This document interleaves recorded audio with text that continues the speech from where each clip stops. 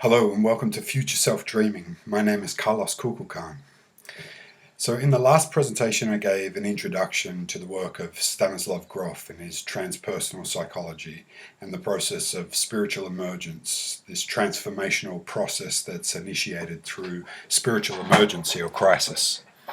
And today I wanted to talk about some further awakening that occurred in my own journey during my early 20s in relation to a near-death experience and how this also relates to the process of spiritual emergence.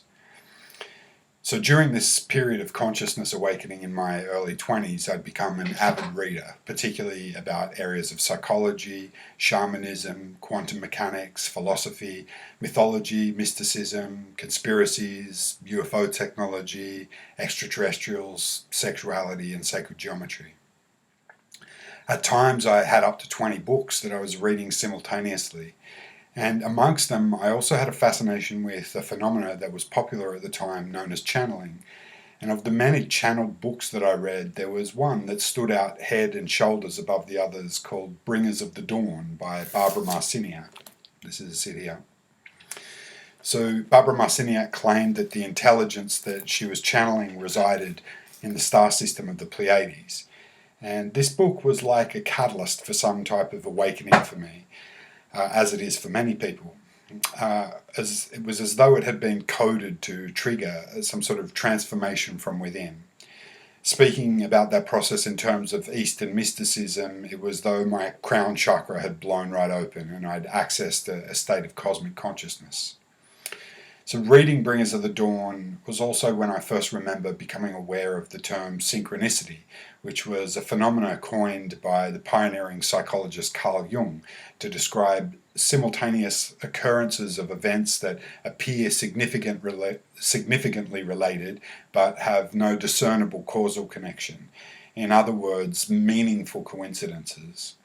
Modern day science has terms for describing such phenomena as spooky action at a distance. In physics, spooky action at a distance is the concept that an object can be moved, changed, or otherwise affected without being physically touched, as in a mechanical contact by another object. So that is, it's the non-local interaction of objects that are separated in space. Entanglement was what Einstein referred to as spooky action at a distance, and it's a phenomena by which one particle can effectively know something about another particle instantaneously, even if those two particles are separated by a vast distance. In terms of mysticism, this describes the phenomena that everything is conscious and intelligent and interconnected within this web of consciousness. So in the state of consciousness that I had rapidly bloomed into, the synchronicities I was experiencing were a constant, somewhat overwhelming daily occurrence. So the process of having a spiritual emergence can be quite daunting, and often there might be a sense of isolation because other people who don't have reference points for having experienced similar transformational phenomena can attempt to discredit or dismiss your newfound perception and have you stick to consensus agreements about reality that keep them from feeling very safe in their known reality bubble.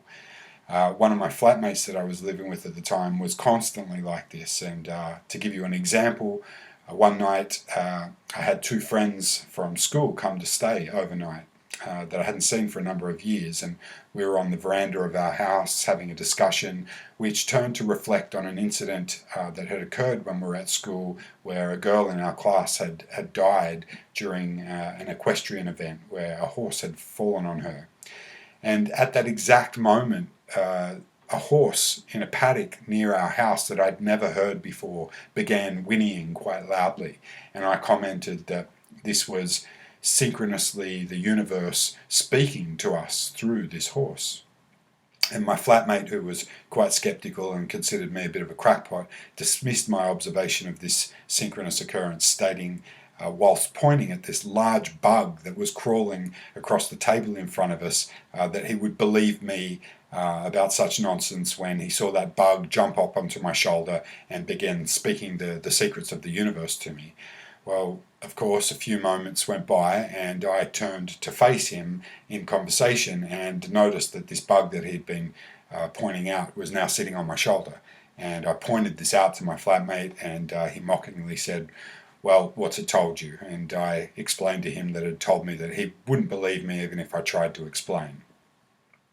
So, to some people who live close to nature, who follow natural rhythms, practice the way of the Tao, this state of consciousness is just a natural occurrence, the recognition of the interconnectedness of all life. But the Western mind seems to have lost this for the most part.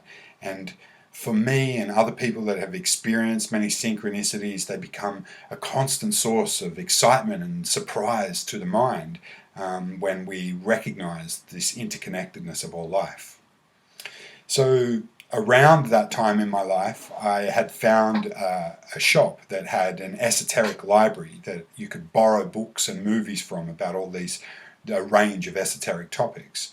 And each time I would read one of these books or watch a DVD, I would want to own it in my own private collection. And due to some good fortune or perhaps predetermination, I ended up inheriting that esoteric book collection after walking into the shop one day to find them having a closing down sale where I could purchase any of the books for $1. So I piled them all into boxes and took them home, and I was quite excited about that. Now, amongst these literary treasures was another book that was going to have deep and profound impact on me and change my perception and thinking. And that book was titled Cosmic Trigger, The Final Secret of the Illuminati by author-philosopher Robert Anton Wilson. So I'd been fascinated with studying the history of conspiracies and the influence of secret societies throughout time, and so the title of this book initially spiked my interest. And as the title may suggest, Cosmic Trigger turned out to be another of these books coded with an ability to trigger or awaken altered states or cosmic states of consciousness simply by reading it. Of the many occult themes within Cosmic Trigger, one of the main focuses of consideration is the idea that via the use of brain-changing techniques, the author, Robert Anton Wilson, entered a belief system where he was having interactions with an intelligence from the Sirius star system. Now, this idea appealed to me on multiple levels, particularly due to my resonance with the Bringers of the Dawn material, which again was purported to have been channeled from a collective group of intelligence that resided within the Pleiades star system. Now, in Cosmic Trigger, Robert Anton Wilson describes his use of psychedelics or entheogenic drug use, combined with various breathing techniques, yogic practice, hypnosis, ritual magic, and other methods for activating circuitry within the brain associated with past and future human evolutionary states of consciousness. He outlines an 8-circuit brain model developed by psychedelic guru Timothy Leary and identifies that the final secret of the Illuminati is related to this capacity for making brain change and consciousness development via ritual magic and tantric sexual practices. So over the years, this book has provided a map that has helped me to navigate some challenging periods of fooling around with my own consciousness and brain change experiments like a foolish sorcerer's apprentice, and entering into a realm that Robert Anton Wilson refers to as Chapel Perilous, which becomes like a hall of mirrors within your own mind. Cosmic Trigger certainly helped me give me a reference point for a near-death encounter that I was about to have. So, referring back to the reading of the book Bringers of the Dawn was also this concept that intrigued me of activating the human light body referred to as the Merkaba or the Merkaba. When talking about the concept of the Merkaba with some friends, they directed me to speak with another friend who was obsessed with the work of James Hurtak and his book, The Keys of Enoch, which I have here. This is The Keys of Enoch. And The Keys of Enoch was filled with references to the Merkaba. And this also soon led to me purchasing books by Drunvalo Melchizedek. These books, which were based on his original workshops called The Ancient Secret of the Flower of Life, which had instructions for a meditation technique to activate the Merkaba. This began my introduction to the world of sacred geometry, and throughout these books there were multiple references also to the influence of the star system Sirius. Now, at this time in my life, a regular practice had been to go to a weekly meditation evening facilitated by a woman named Camilla who played crystal bowls. And at one of these evenings she recommended to me a 12-week course that was being facilitated by a man known as Alan the Angel Man. Now, this course appealed to me because of the title of the course, which was titled Angel Ascension Course, Emulating the Near-Death Experience Without Trauma. And this piqued my interest because I'd had a fascination with people's stories of near-death experiences and out-of-body encounters. And I was very dubious about how a near-death experience could be emulated. But anyway, I was compelled to enroll in this course, and a couple of weeks later, Alan the Angel Man was due to come to my home to begin this process that he explained over the phone would connect me with my angels who would be guiding me through the process. Now, the day before Alan arrived, I was out for a walk near my home in the bush, and I sat down at an area that I liked and I began wondering about this course. And all of a sudden it dawned on me that as a young child I'd had an imaginary friend named Michael. And on multiple occasions in my adult life, my mother had reminded me about how as a small child I used to stroll around the family farm having these conversations with my friend Michael. Now, it was probably also to the fact that while reading Drumvello's Ancient Secret of the Flower of Life book and his accounts within that book of interacting with the Archangel Michael, but at the time, the remembrance of this presence throughout my childhood was overwhelming, and I wondered how I possibly could have forgotten. So when Alan, the Angel Man, arrived the next day, I decided to take him for a walk to the place that I'd been before and began to explain my remembrance of my interactions with this imaginary friend Michael as a child. And on our walk, I asked him if he was aware of the shamanic work of the author Carlos Castaneda, whose books I'd also had a particular fascination with. And Alan began to explain that he was an angel shaman and that his shamanic practice was one of dance, which was what he was going to teach me. I explained that I'd remembered my imaginary friend Michael, and he told me that this was my archangel, and that the archangel that he worked with was Raphael, who was the archangel of healing, who had directed him in facilitating this angel ascension process, emulating the near-death experience without the death trauma.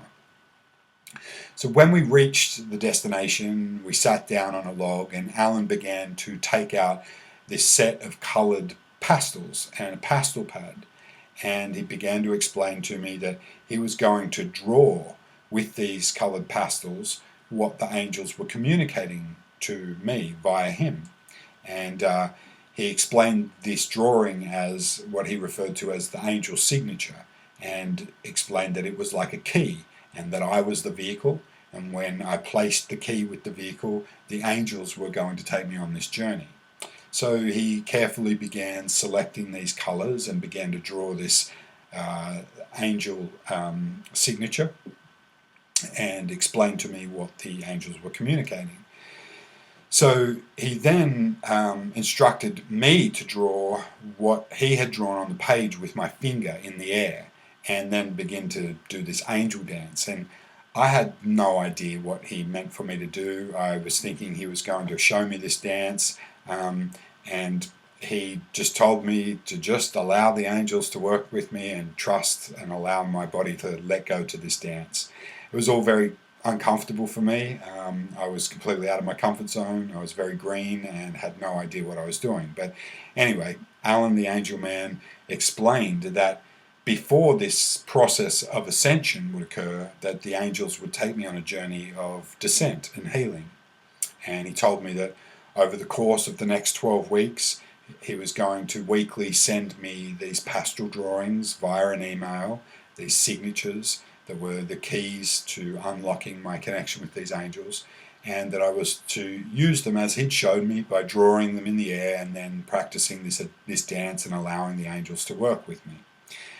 He also emphasized that it would be a really good idea for me to get a set of these colored pastels and a pastel pad to draw what I felt the angels were communicating with me. And he also gave me a list of self-awareness exercises to make note of happenings that were taking place in my life each week.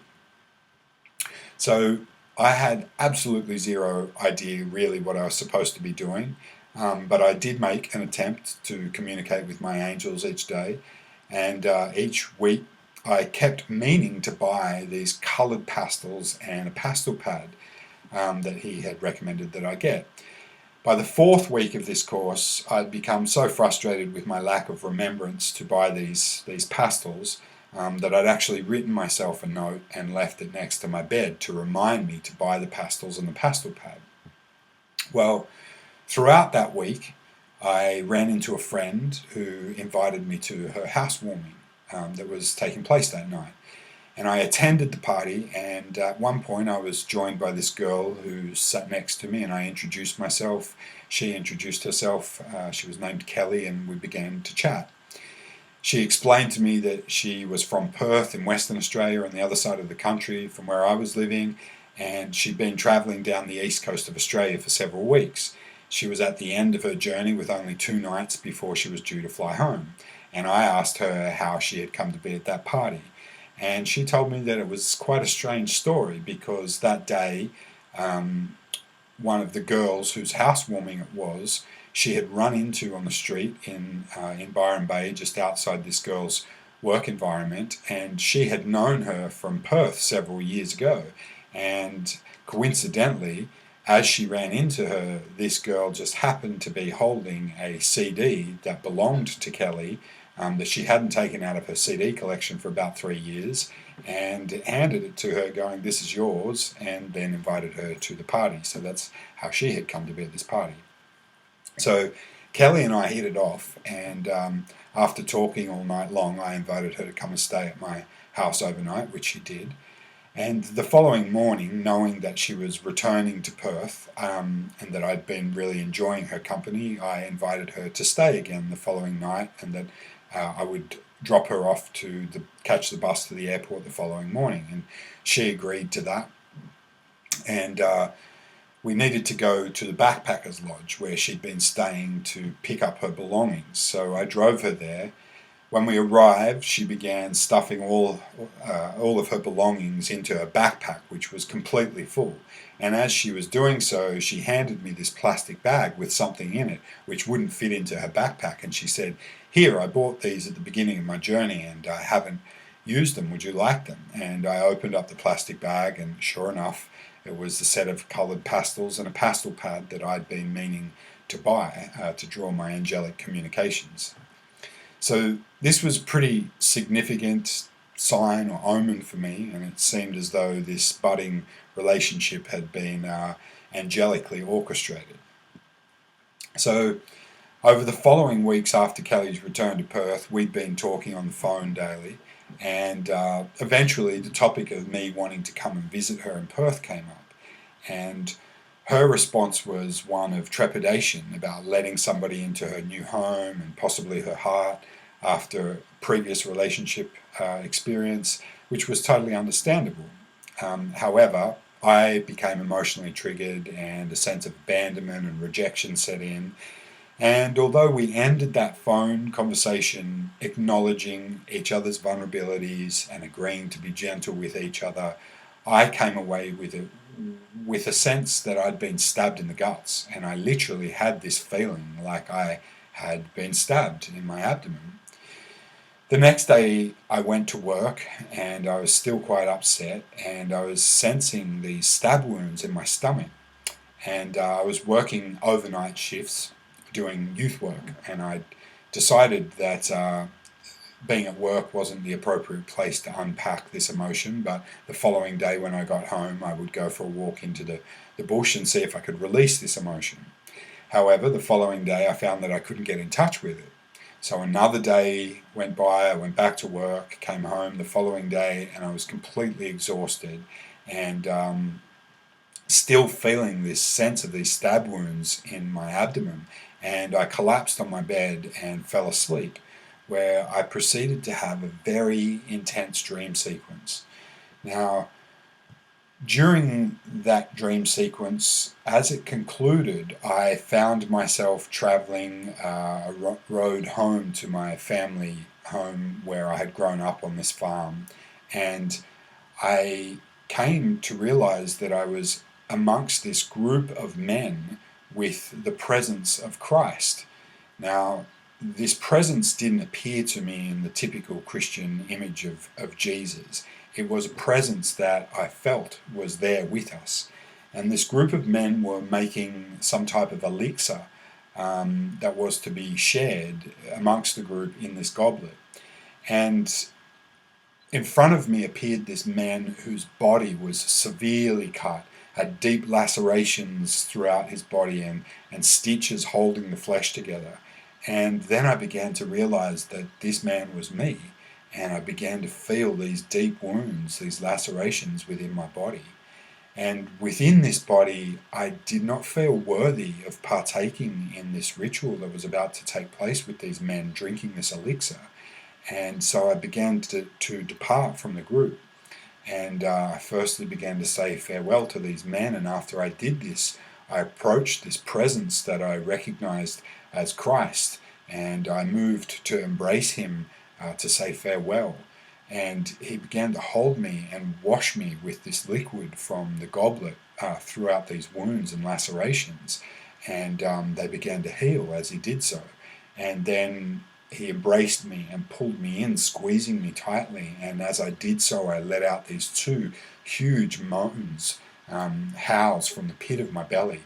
And shortly thereafter, I woke up, and I woke up so emotionally affected from this dream that I was crying, and I could still sense this overwhelming healing presence that I had associated with this Christ energy in my dream. And the sense of stab wounds in my stomach was healing.